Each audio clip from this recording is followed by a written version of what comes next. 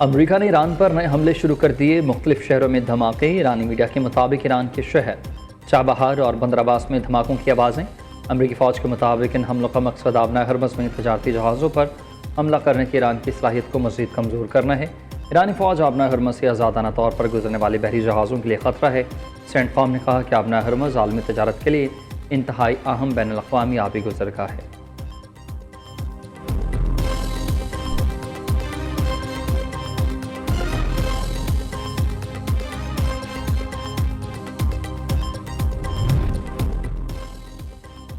امریکہ کا ایرانی حملوں کے جواب میں آپریشن اسد جاری۔ ایرانی فوج کا بحرین میں متعدد امریکی اہداف کو نشانہ بنانے کا دعویٰ۔ پاسداران انقلاب کے مطابق بحرین میں جفیر بیس پر میزائل اور ڈرون حملے، امریکی اسلحہ کے کئی گودام، سیٹلائٹ کمیونیکیشن سینٹر اور امریکی افواج کے زیر استعمال ایک عمارت کو نشانہ بنایا گیا۔ پاسداران انقلاب کا اردن میں امریکی ایئر بیس کو بیلسٹک میزائلوں سے نشانہ بنانے کا بھی دعویٰ۔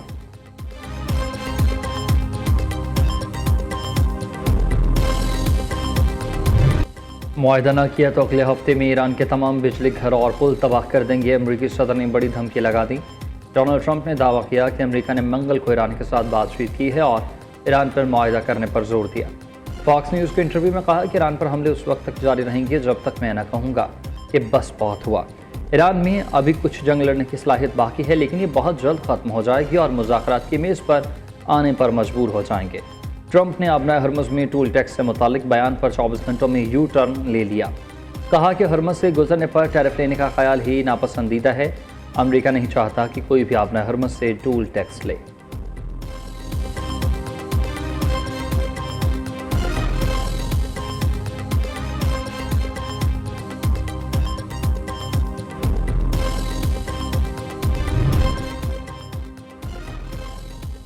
امریکہ نے مفاہمت کی شرائط توڑی، جواب دینے کے تمام راستے موجود ہیں، ہمارے افواج کے ہاتھ بندھے ہوئے نہیں ہیں۔ جارحیت کا طاقتور جواب دیا جائے گا۔ ترجمان ایرانی وزارت خارجہ کا رد عمل۔ اسماعیل بقائی کے مطابق ایران کو جغرافیائی بنیاد پر تقسیم نہیں کیا جا سکتا۔ ایران ایک جسم اور ایک جان کی مانند ہے، شمال، جنوب، مشرق اور مغرب نہیں ہے بلکہ سرزمین ایک متحد ہے۔ ملک کا ہر خطہ ایران کا اٹوٹ حصہ ہے۔ ہزاروں برس کی تاریخ رکھنے والا ایران ہر چیلنج کے باوجود مضبوطی سے قائم بھی ہے۔ مفاہمتی یادداشت کے تمام نکات پر صورتحال کے مطابق ضروری اقدامات کریں گے۔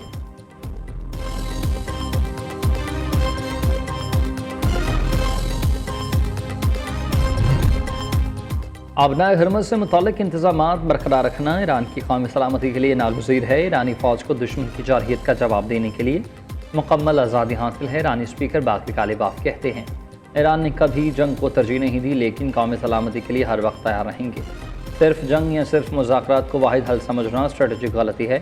مذاکرات ہتھیار ڈالنے کا نام نہیں بلکہ مزاحمت کی حکمت عملی کا حصہ ہیں۔ جنگ ہو یا مذاکرات، ہماری حکمت عملی قومی مفادات پر مبنی ہے۔ ہمیں اپنی طاقت پر انحصار کرنا ہوگا، مزید مضبوط بننا ہوگا۔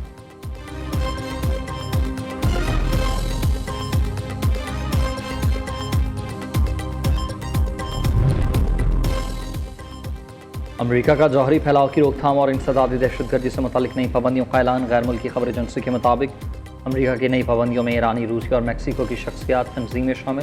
پاسداران انقلاب سے تعلق رکھنے والے بہروز نمازی اور ان کی کمپنی بھی پابندیوں میں شامل۔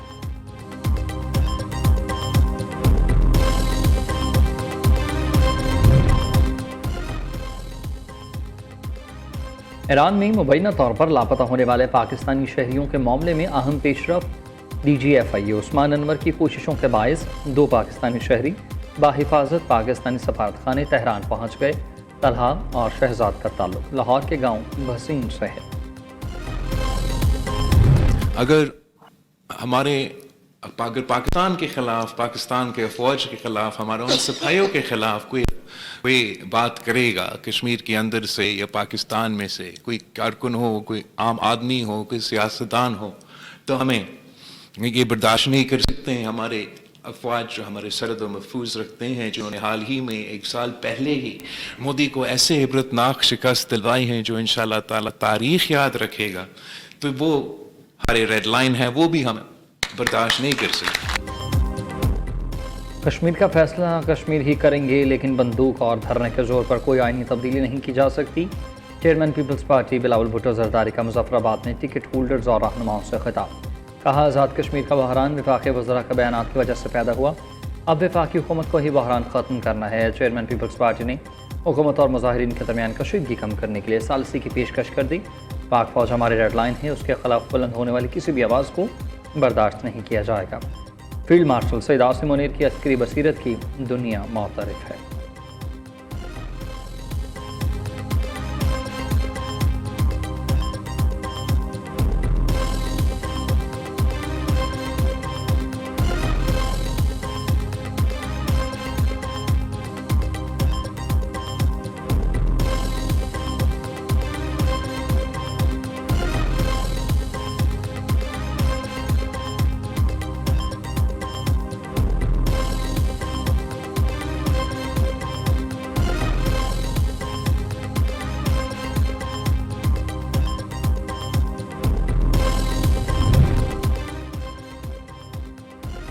پاکستان کی معیشت استحکام کی راہ پر گامزن ہے۔ کاروباری برادری معیشت کی ریڑھ کی ہڈی ہے۔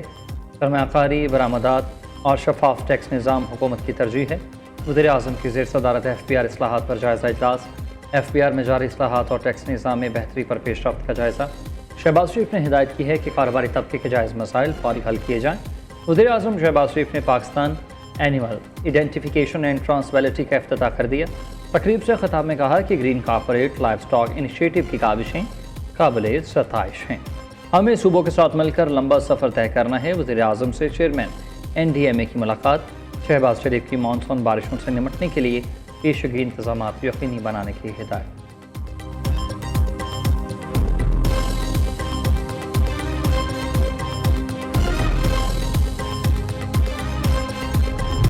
سیکیورٹی فورسز کی فتنہ الخوارج کے خلاف کامیاب کارروائیاں جاری۔ خارجیوں کو ہوائی اور زمینی کارروائیوں کا زیر نشانہ بنایا جا رہا۔ تازہ کارروائیوں کے دوران مزید 3 دہشت گردوں کو جہنم واصل کر دیا گیا۔ آپریشن شبان میں ہلاک دہشت گردوں کی مجموعی تعداد 88 ہو گئی۔ 5 جولائی سے اب تک آپریشن شبان اور دیگر انٹیلیجنس بیسڈ آپریشنز میں مجموعی طور پر 126 خارجی دہشت گرد جہنم واصل۔ وزیر داخلہ محسن نقوی کا کامیاب آپریشن میں سیکیورٹی فورسز کو خراج تحسین۔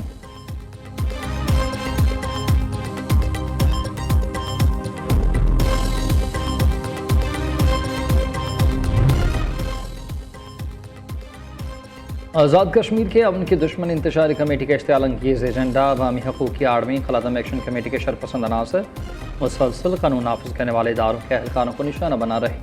خلادم ایکشن کمیٹی کے شرپسندوں کے بھاری اسلحہ کے ساتھ شہری آبادی اور اہلکاروں پر فائرنگ کرنے کے متعدد ویڈیو شواہد بھی سامنے آ چکے۔ سیکریٹری داخلہ آزاد جموں کشمیر گفتار حسین نے پریس کانفرنس میں بتایا، خلادم ایکشن کمیٹی نے اداروں کے خلاف منفی پروپیگنڈے کو اپنا وتیرہ بنایا۔ حکومت غیر قانونی سرگرمیوں میں ملوث افراد کے خلاف سخت کارروائی کرے گی۔ کشمیر اور پاکستان کو کوئی طاقت الگ نہیں کر سکتی۔ ترجمان آزاد کشمیر پولیس عرفان مسعود کے مطابق خلادم ایکشن کمیٹی کے خلاف بھرپور آپریشن جاری ہے۔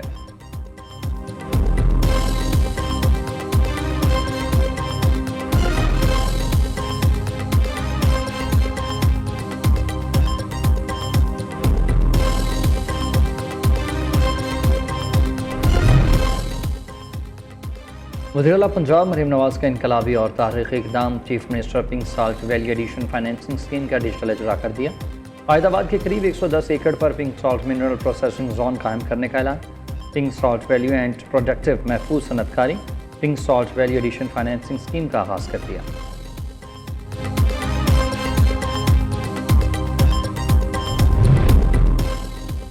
شہدا کے خلاف متنازع تقریر کا معاملہ، سیشن کورٹ لاہور نے مولانا فضل الرحمان سے 17 اگست تک جواب طلب کر لیا۔ ایڈیشنل اینڈ سیشن جج لاہور ملک لطیف نے مقامی وکیل کی درخواست پر سماعت کی۔ گجرانوالہ سیشن کورٹ میں مولانا فضل الرحمان کے خلاف اندراج مقدمہ کی درخواست عدالت نے سربراہ JUI کو 28 جولائی کو طلب کر لیا۔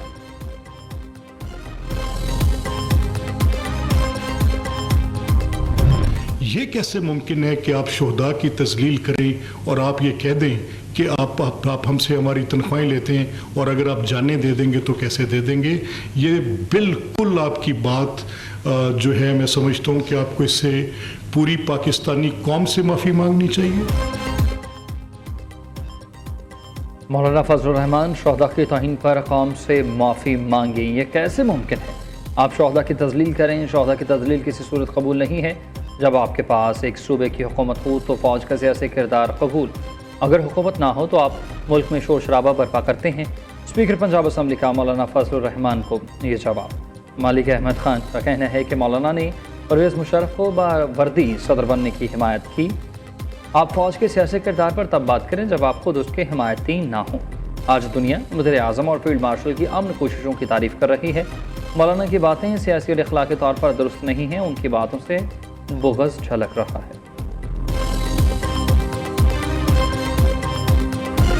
اپنے شہیدوں کو اپنے ماتھے کا جھومر سمجھتے ہیں۔ ان شہیدوں کے خون کی وجہ سے آج وطن عزیز پاکستان کو اللہ نے وہ مقام دیا ہے کہ پوری دنیا پاکستان کی طرف دیکھ رہی ہے۔ قوم کے جوان، آپ کے اور میرے بیٹے اور بھائی اپنی قربانیاں پیش کر رہے ہیں۔ یہ سرحدوں پہ چند ہزار تنخواہ کے لیے نہیں کھڑے، یہ شہادت کے لیے کھڑے ہوتے ہیں۔ کسی کو بھی اپنے شہداء کی توہین نہیں کرنے دیں گے۔ ہمیں اپنے تمام فوجیوں اور شہداء کی قربانی پر فخر ہے۔ پیسے اور تنخواہ کے بدلے بیٹے قربان نہیں کیے جاتے، بیٹے پیسوں سے نہیں تولے جاتے۔ یہ قوم کے محافظ ہیں۔ سیاست توہین اور بلا جواز تنقید کے بغیر بھی ہو سکتی ہے۔ حافظ طاہر محمود اشرفی کی وزیر اعلیٰ سندھ سے ملاقات کے بعد گفتگو۔ جیت علماء کی جانب سے شہداء سے متعلق توہین آمیز گفتگو کی شدید مذمت۔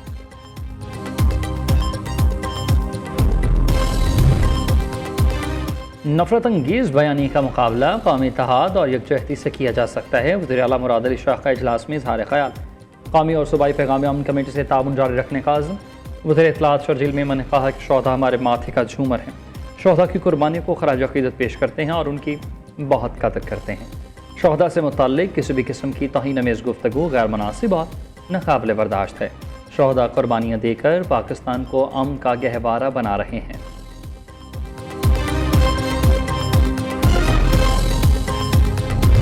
اور ملک کے بالائی حصوں میں آج آندھی اور گرج چمک کے ساتھ بارش کا امکان ہے۔ لاہور سمیت ملک کے بیشتر میدانی علاقوں میں آج موسم شدید گرم اور مرطوب رہے گا۔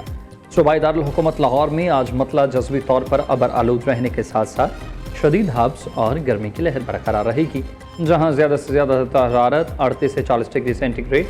دوسری جانب کشمیر، گلگت بلتستان، خیبر پختونخوا کے بالائی اضلاع اور شمال مشرقی پنجاب کے چند مقامات پر شام یا رات کے وقت تیز ہواؤں اور گرج چمک کے ساتھ ہلکی سے تیز بارش کی توقع ہے، جس سے مقامی سطح پر گرمی کا زور کچھ ٹوٹ سکتا ہے۔